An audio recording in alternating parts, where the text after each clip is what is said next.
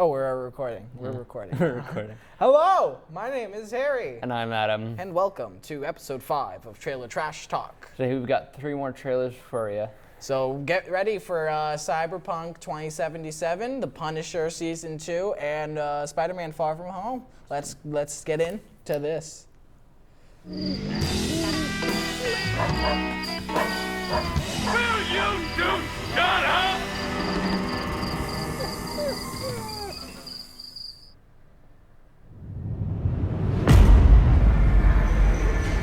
In 2077, they voted my city the worst place to live in America. Main issues, sky-high rate of violence, and more people living below the poverty line than anywhere else.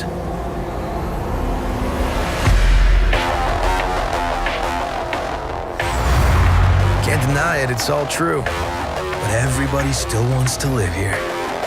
This city's always got a promise for you. Might be a lie, an illusion. But it's there, just around the corner, and it keeps you going.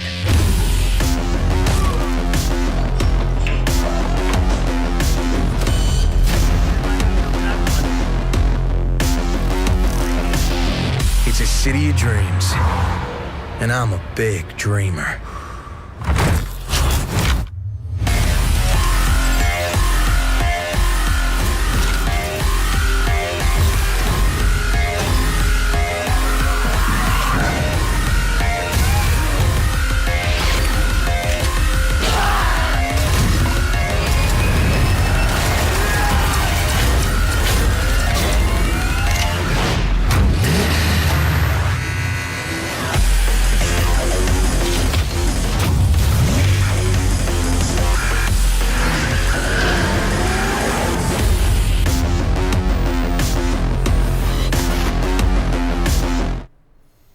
Trailer was released at E.5 last June, and it's coming out sometime this year. Yeah, it's an RPG game developed by CD Projekt with a K. And it looks good. The soundtrack and the visuals look amazing. I love the soundtrack. Personally, I'm a soundtrack person, so collecting stuff like that is super cool. But I don't know a ton about it. I think I can't remember if it's a sequel or a reboot, because I know there are other cyberpunk things, whether it's games or books or something. And I feel like the name Cyberpunk 2077 is very familiar, so I don't know if it's a sequel to another Cyberpunk or they're redoing an old game. Yeah, I think it's a sequel. Yeah, I will call it a sequel for now. Yeah, no, the graphics look great. The soundtrack, like you said, was very grasping. Yeah, that sort of altered future techno sort of thing is cool. You know, when I saw this trailer at first, I was just like, it's another video game that I wasn't, I'm not a big video game guy, and so it's not my cup of tea. Yeah, I don't know if I'll ever pick this one up either, though. But if my friend has it and he's just like, hey, you want to play Cyberpunk? I'll be like, yeah, sure, bro, let's go for it. I don't really got much to say. Yeah, there isn't a whole lot of information on it. So we'll dive into our next trailer. It's Punisher. Warning, though. It's gory. Yeah, this one's intense. There's a couple droplets of blood here and there. So if you don't like blood, maybe cover your eyes. Okay, let's get in. Yeah. Why did you help me in the bar that night? What was I supposed to do? I had to get involved. It is what it is, I guess. It's almost like you were happy for the excuse. Who are those people? I don't know. I think you're hiding something. They killed everybody that I've ever cared about. How do you think that feels? Trust me, I know. A friend of mine betrayed me.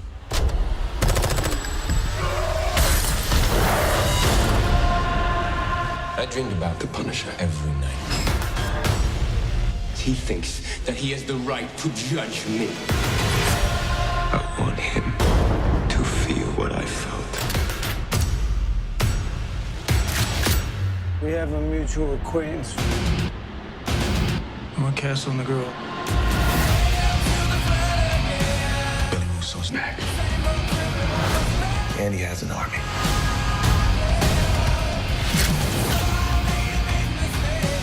Frank, people are gonna die. I'm gonna end it. What if Billy kills you? I'm not the one who dies, kid.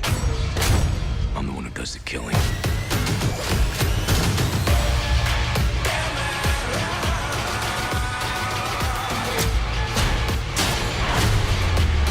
He's got some serious issues. Let me be what I'm meant to be.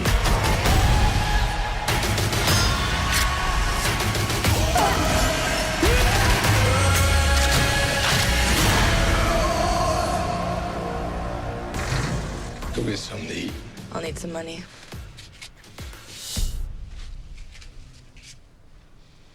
Not suspicious at all. Yeah, so the trailer was released on January 10th, and the season was released last Friday. So it's a little late, but I mean, we kind of planned this before. It's just, you know, timing. John Burntnall, is it? Burntnall and Ben Barnes return in the all-out bloodbath. So let's just start. I loved season one. It was very different than the rest of the Netflix shows that we have already seen. Like Daredevil was kind of dark in it, like, you know, the sense. And that was the first one they came out with. When Daredevil came out, everyone's like, this isn't the cute, child-friendly Marvel we go to see in theaters. This is nuts. Yeah, and then they came out with Luke Cage and all that after.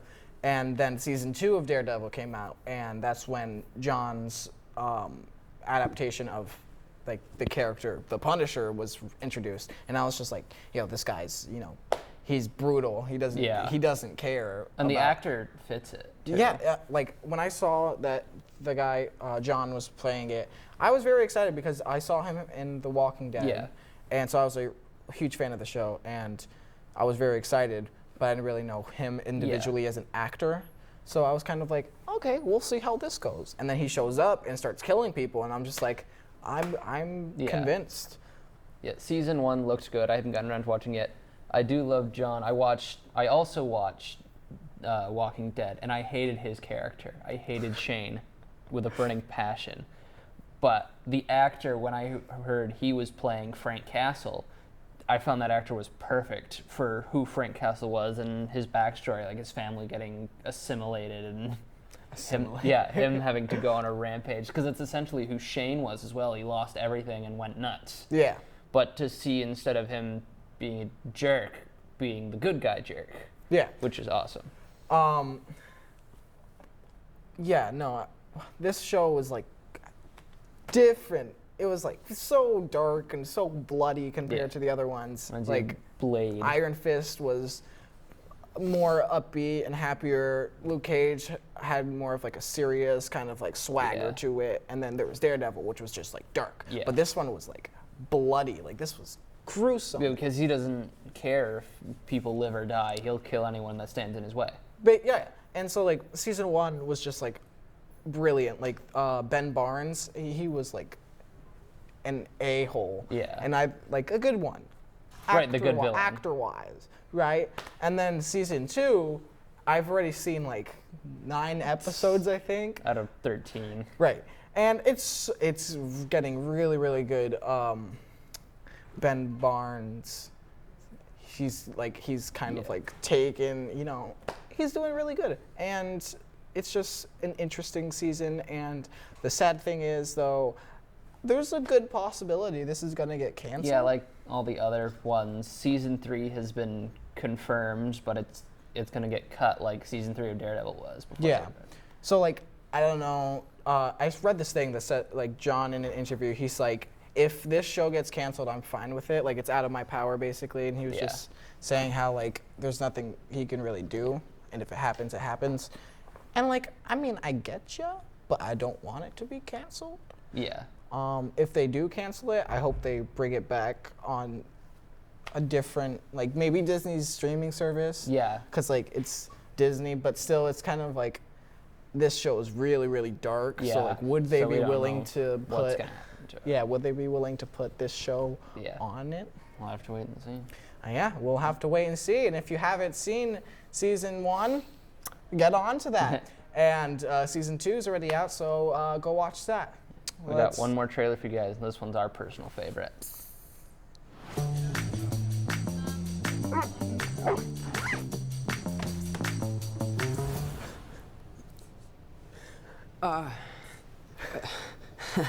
These no. No banana. Great.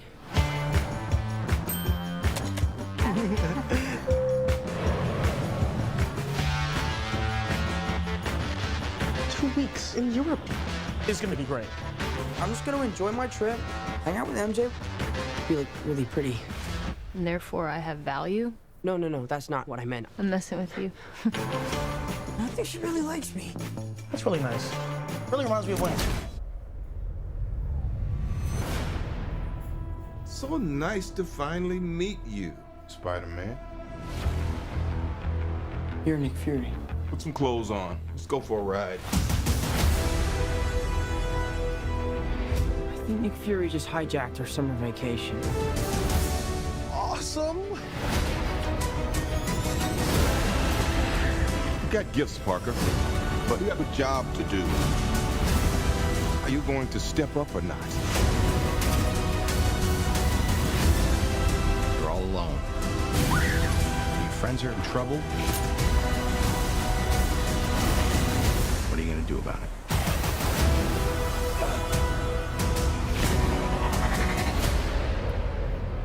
You don't want any part of this.